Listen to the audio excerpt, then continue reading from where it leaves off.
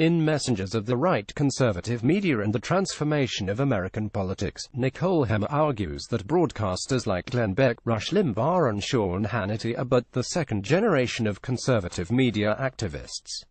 Americans, states Hemmer, are used to thinking of such figures as being integral to contemporary conservatism. Her book tells the story of the lesser-known first generation.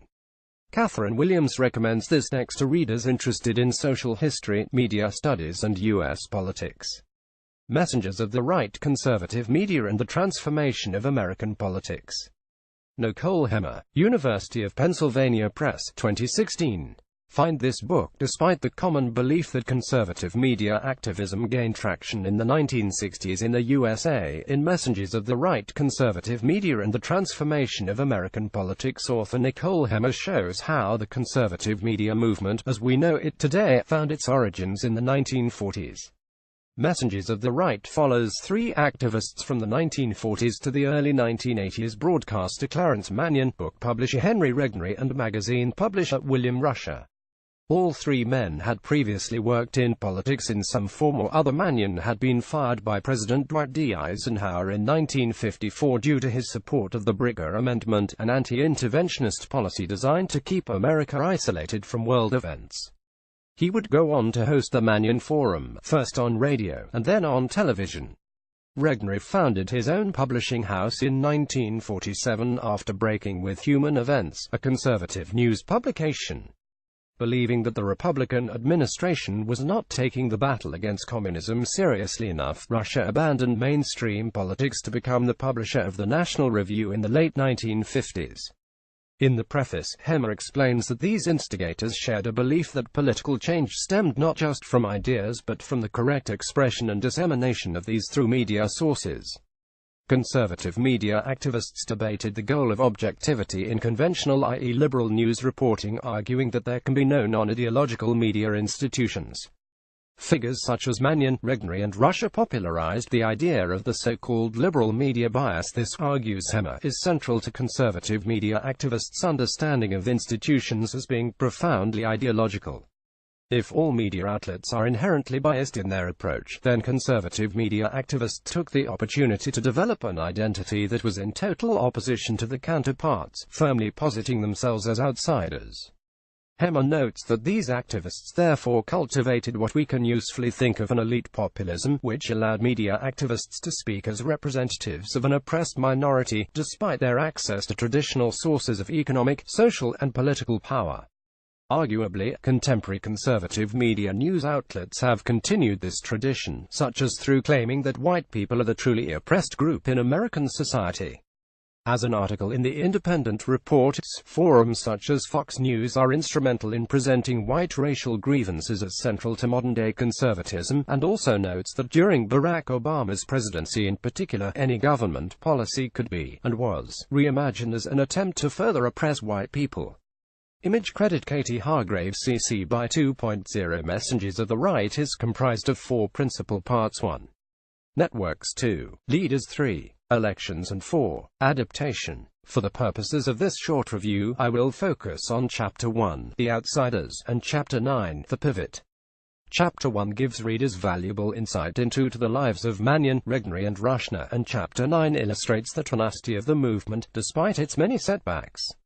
In order to understand the political perspectives and intellectual odysseys of conservative media activists like Mannion, Regnery and Rusher, it is crucial to cast an eye back further to the days of the Populists, a grassroots political party that entered party politics in 1890.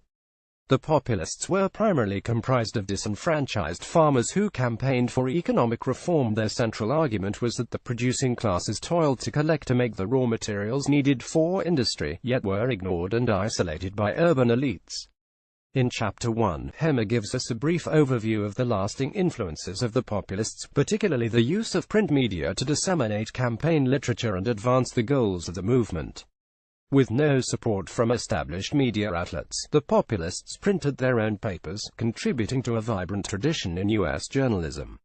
This influence would be felt in later years when conservative media activists founded their own outlets. Mannion, born in 1896, therefore came into the world at a time of profound political change. Republican candidate William McKinley had defeated Democrat and Populist Party nominee William Jennings Bryan in a dramatic U.S. presidential race. The election marked the beginning of the third-party system, a period of American history dominated by the Republicans.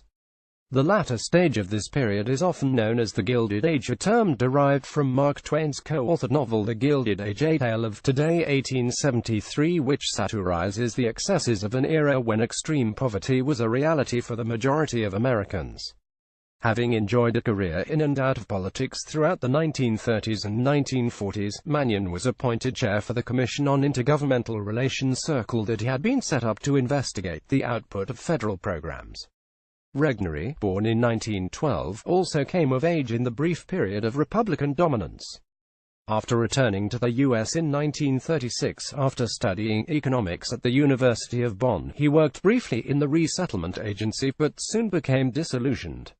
His enthusiasm for Franklin D. Roosevelt's New Deal, which sought to improve the socio-economic circumstances of low-income Americans through relief, recovery and reform, waned when he came to see firsthand the poor organization and administration of such schemes. Russia, born in 1923, also came to be an opponent of the New Deal, despite the influence of his socialist head father. Russia was a student at Princeton University when the U.S. entered World War II and, unlike his counterparts, supported interventionism. Russia became aligned with conservatism during the 1950s, when he found himself frustrated with Eisenhower's lack of support for anti-communist Senator Joseph McCarthy. All three men lived and worked during periods of intense political and economic upheaval. America's emergence onto the world stage as a global superpower following World War II left many questioning the political mainstream. Despite the focus on Mannion, Regnery and Russia, Hemmer notes that conservative media activism was ultimately a group effort. Activists came together in the shared belief that the media was the key to shaping public opinion, and subsequently the political landscape of America. The ventures, both joint and individual, included the aforementioned Human Events, Regnery Publishing, the Mannion Forum and National Review, to name but a few. As these were in large part self-financed or dependent upon the generosity of private donors, such ventures initially had an extremely small readership, and arguably had little wider impact until the 1960s. Image credit Katie Hargraves CC by 2.0 in Chapter 9, The Pivot. The author discusses the 1964 presidential election in which the Republican candidate Barry Goldwater lost to Lyndon B. Johnson. 26 million people voted for Goldwater. This was seen by many as representing a solid conservative base. However, many conservative media activists came to realize that the time of preaching to the converted was over. They needed to attract a new audience. In order to secure a Republican victory in the future, conservative media activists needed to portray themselves as the oppressed majority. To gain the support of the uncommitted following Goldwater's defeat in 1964, conservative media activists sought new means of disseminating the message. At this point, the income of Mannion's Forum had shrunk by 16%, and Renaris Publishing House was accumulating stacks of unsold paperbacks. Television would present new opportunities for these activists, heralded as an indispensable part of evangelization. Mannion began his conservative talk show Firing Line in 1966. However, television was an expensive medium, and many major networks were not on board with the conservative message. Despite the Goldwater loss in 1964, the election of Richard Nixon in 1968 came to represent a victory for conservative media activists.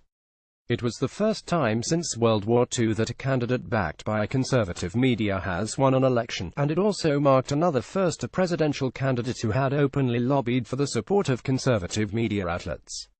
In a bid to woo conservative voters prior to the 1968 election, Nixon focused his energies on the National Review and Human Events in particular, believing the contributors represented the real source of power within the conservative media movement. Regnery Publishing, however, was not entirely convinced that Nixon was the ideal conservative candidate. Nonetheless, Nixon's election presented conservative media activists with an unprecedented opportunity. The outsiders had finally come in from the cold. For their humble beginnings in private publishing, conservative media activists had secured the support of the president. Whether Nixon would ultimately benefit their cause, given his oft-questioned commitment to true conservatism, remained to be seen, but compromises had to be made by both parties in order to influence the wider political landscape. The medium is the message, as they say, and contemporary conservative TV shows in particular attract massive audiences. The notion of the oppressed majority is one which has been used in attempts to delegitimize political leaders or events conservative commentators believe are profoundly opposed to the fundamental values. Much of this rhetoric is centered on deliberately inflaming racial tensions. For instance, Barack Obama was accused of having a deep-seated hatred of white people by Fox News presenter Glenn Beck. This clip has been viewed over 55,000 times on YouTube, and Fox News, as of May 2017, remains the most-watched cable TV show in America. First published 61 years ago, National Review is available today both digitally and in print, and remains popular amongst conservative readers. Hemmer, who was present during recent events in Charlottesville, and wrote an insightful and thoughtful piece on the violence that unfurled in her hometown, has here written a nuanced and well-researched account of the origins of the contemporary conservative media movement. Messengers of the Right provides a clear insight into the prevailing social issues of the time, and the influences that persuaded those such as Mannion, Regnery and Rush to abandon mainstream politics and become political outsiders, fighting for a cause that, for many years, appeared to lack any mass public support. That is certainly not the case today, and in light of recent events, we can only wonder what the future holds for what has become mainstream conservatism. Catherine Williams, Cardiff University. Catherine Williams is an ESRC-funded PhD candidate at Cardiff University. Her research interests include the role of women in far-right groups, feminist methodologies, and political theory, and gender in IR. You can follow her on Twitter at PhDCat. Read more by Catherine Williams.